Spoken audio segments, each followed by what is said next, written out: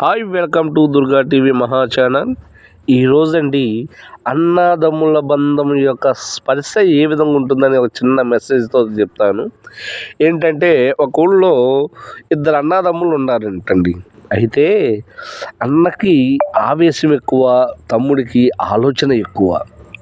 అయితే అన్న ప్రతి ఒక్క విషయాన్ని కూడా ఆవేశంగా ప్రవర్తించడం చేస్తూ ఉంటాడు. తమ్ముడు ఆలోచనతో మాట్లాడుతూ ఉంటాడు. అయినప్పటికీ ఈ అన్నొక ఆవేశము కొన్ని కారణాల ప్రభావం వల్ల అవి ఆవేశవంతులుగా మార్చి కొన్ని గొడవలు తీసుకురావటం చేస్తూ ఉంటాడంట. అయితే ఆ అన్న మీద ఎవరైనా చెయ్యి వేస్తే తమ్ముడికి ఆవేశం పెరిగిపోతుంది. ఆలోచన గలవాడు కూడా ఆవేశం పెరుగుద్దంట. కారణం ఏంటో తెలుసా?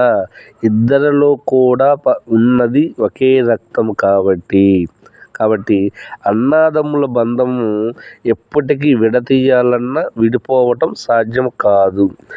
ఒకవేళ విడిపోయినప్పటికైనా కానీ ఏదో ఒక సందర్భంలో ఆ బంధం అనేది కలుస్తూనే ఉంటుంది. అది కన్ఫామ్ మిత్రమా.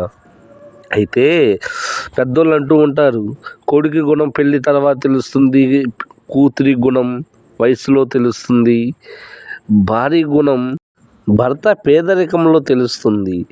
అదేవిధంగా అన్నదమ్ముల ప్రేమ విలువ జగడంలో తెలుస్తుంది. జగడం అంటే తెలుసు కదా, గొడవ.